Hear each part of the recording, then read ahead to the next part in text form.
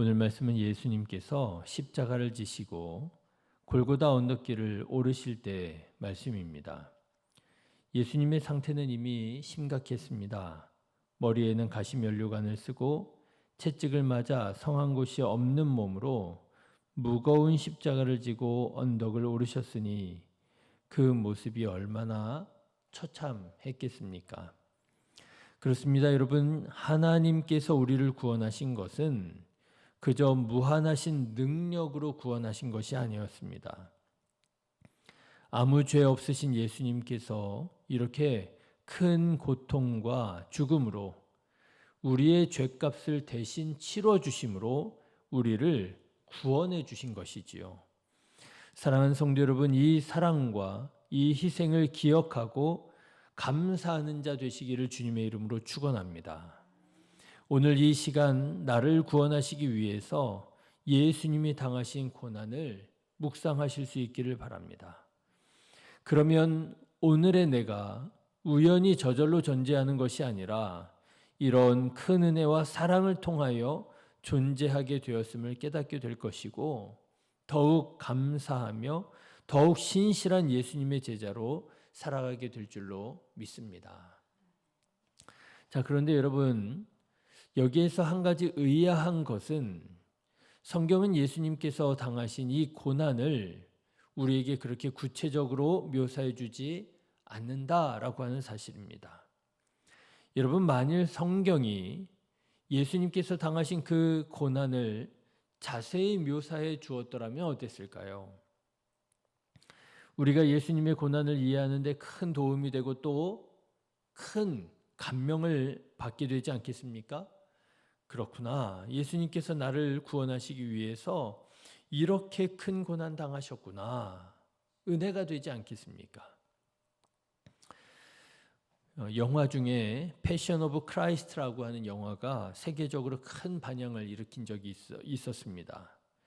그런데 이 영화가 여러 기독교 영화가 있는 중에도 큰 반향을 일으켰었던 이유 중에 하나는 예수님의 순환과 죽음을 사실적으로 제작한 데 있습니다.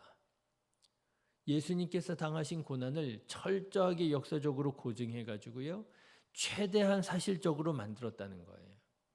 그런데 그 고난이 얼마나 잔인했던지, 여러분, 예수님을 믿고 예수님을 사랑하는 그리스도인들이 이 영화를 볼 때 제대로 눈을 뜨고 볼 수 없을 정도로 충격을 받게 됩니다. 아마 여러분들도 아마 그 기억이 다 있으실 거예요. 그 영화 처음 나왔을 때요, 많은 그리스도인들이 그 영화를 보는데 울면서 영화를 봤더라는 거예요. 예수님께서 나를 위하여 고난당하신 거 모르지 않았습니다. 알았습니다.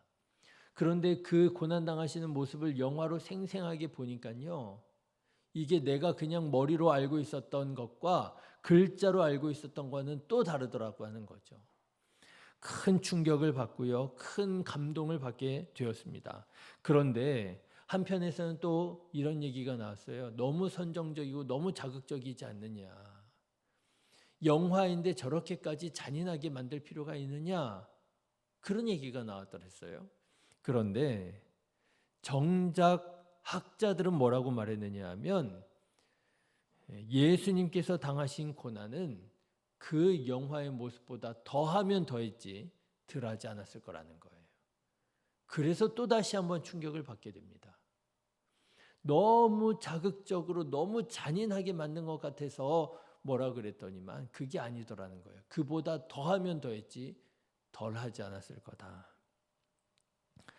영화를 통해서 비로소 예수님이 나를 구원하시기 위해서 치르신 그 사랑의 희생의 크기를 짐작할 수 있게 된 것이지요.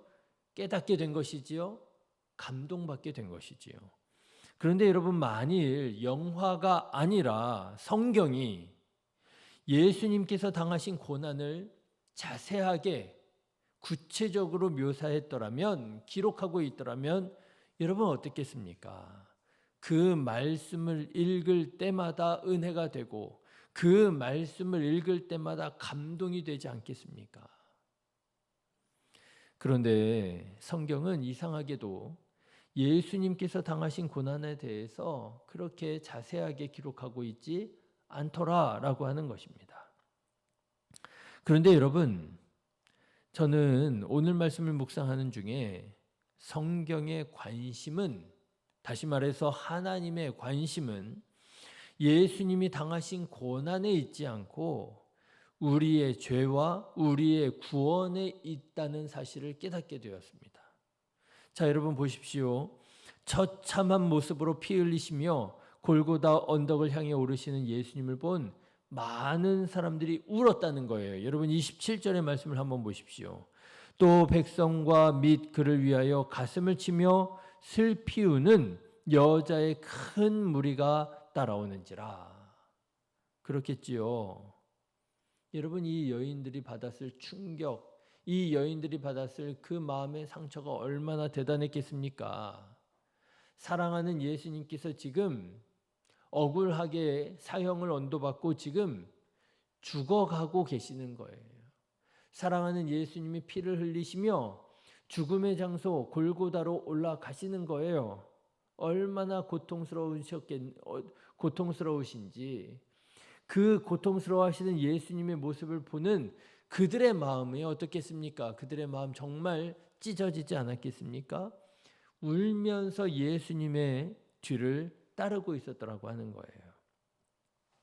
자, 그런데 여러분, 그렇게 슬피 울며 예수님을 따르는 여자들을 향하여 예수님께서 말씀하십니다.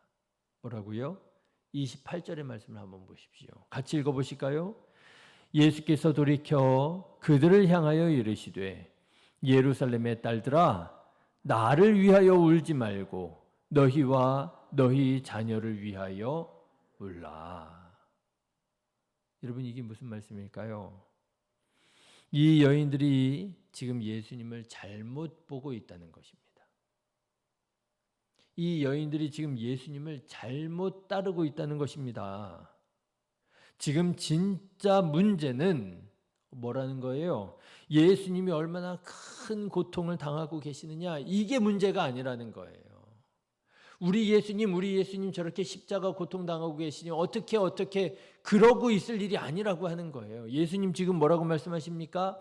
진짜 문제는 예수님을 부인하고 예수님을 거부하고 자기 마음대로 살아가는 불신앙의 사람들이 앞으로 당하게 될 고통과 죽음이 문제라는 거예요. 예수님께서 왜 그렇게 모진 고난 당하셨습니까? 예수님의 죄 때문에요? 여러분, 예수님께서 지금 무엇을 지금 걱정하고 계십니까? 예수님이 지금 억울하게 누명 쓰셔가지고 그게 그렇게 분하시나요? 아니라는 거예요. 예수님이 지금 당하시는 고난, 물론 예수님도 고통스러우셨겠지만 예수님께서는 지금 가장 관심하시고 걱정하시고 예수님께서 지금 십자가를 지신 그 이유는 사람들을 구원하시기 위하여, 사람들의 죄 때문에 예수님께서는 아파하시고 고통당하고 계셨더라고 하는 거예요.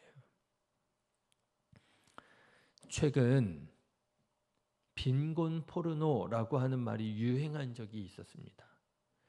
이게 무슨 말이냐 하면은요, 선진국에 잘 사는 사람들이 가난한 사람들을 사진을 찍고 동영상을 촬영을 하는 거예요. 그래서 그 사진과 영상을 보는 사람들의 감정을 자극하고 호소해서 뭔가 도움을 이끌어내는 활동을 빈곤 포르노다, 이렇게 말한다는 거예요. 그런데 이게 문제는 뭐냐 하면, 문제는 그렇게 해서라도 도움을 이끌어내서, 여러분 이 사진들을 보십시오. 이 영상들을 보십시오. 이 사람들 지금 밥도 하나 제대로 먹지 못하고 굶어 죽어가고 있습니다. 갈비뼈가 앙상하고요. 애들 팔 다리가 그냥 나뭇가지처럼 이렇게 앙상합니다. 여러분, 이 사람들 도와줘야 되지 않겠습니까? 그런 사진, 그런 동영상을 촬영해서 사람들의 마음을 자극하고 호소하고 도움을 이끌어내고, 문제는 뭐냐 하면 도움을 이끌어내서 도움을 주는 것이 그게 문제가 아니라 도와야지요. 문제는 뭐냐 하면 이런 영상에서 중심이 되는 것이 그 선진국에 잘 사는 사람들이 중심이 되더라는 거예요. 내가 이렇게 가난한 사람들을 도와주고 있다. 유세를 하는 거예요. 그런 마음, 그런 자세로 어려운 사람들을 돕다 보니 진정한 의미에서의 도움이 되지 않고 도리어 어려운 사람들, 가난한 사람들이 마음에 더 큰 상처로 남게 되더라고 하는 것입니다. 그래서 어려운 사람들을 돕는 좋은 일임에도, 선한 일임에도 불구하고 빈곤 포르노다, 이런 말이 만들어지게 되었더라고 하는 거예요. 그런데 여러분, 많은 그리스도인들이 예수님의 십자가와 예수님의 고난을 혹시 빈곤 포르노처럼, 고난 포르노처럼 받아들이고 있는 것 아니냐라고 하는 거예요. 예수님 얼마나 불쌍하시냐고, 우리 예수님 얼마나 아프시겠느냐고, 예수님 얼마나 외로우시겠느냐고, 그렇게 예수님의 고통을 동정하면서 울고 감동하면서 내가 은혜 받았다라고 말을 하고 있더라는 것 아닙니까?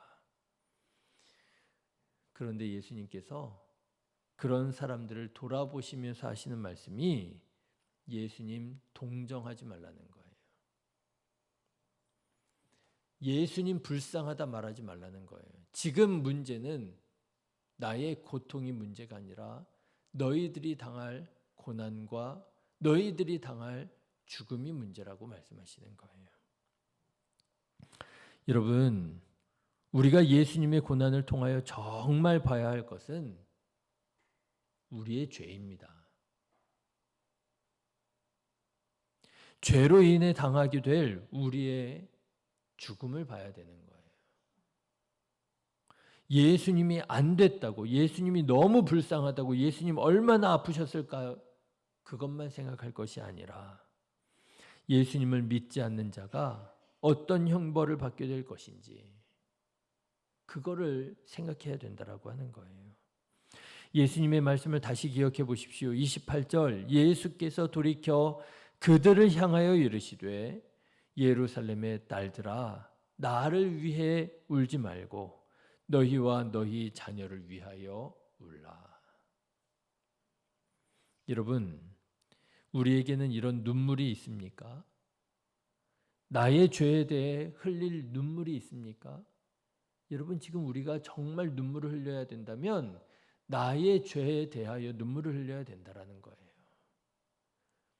내가 얼마나 큰 죄를 짓고 살아가는지, 내가 그 죄악 가운데 살아가면서도 내가 죄를 짓고 있는 줄도 모르고 정말 뻔뻔스럽게 정말 다 아주 자부심을 가지고 살아가고 있는지, 얼마나 완악한지, 얼마나 강팍한지, 나의 교만과 나의 시기와 나의 불의에 대해서 흘릴 눈물이 있느냐, 이게 문제라고 하는 거예요.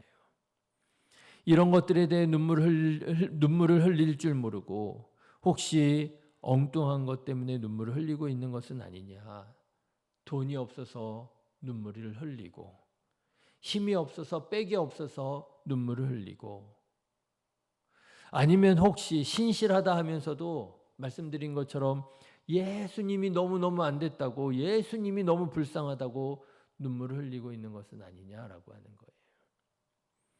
예수님의 말씀처럼 우리 자신의 죄에 대해서 울고 우리 자신의 불순종에 대해서 울 줄 아는 저와 여러분 되시기를 주님의 이름으로 축원합니다. 가슴을 칠 줄 알아야 돼요. 우리의 눈물은 그저 회환이 아닙니다.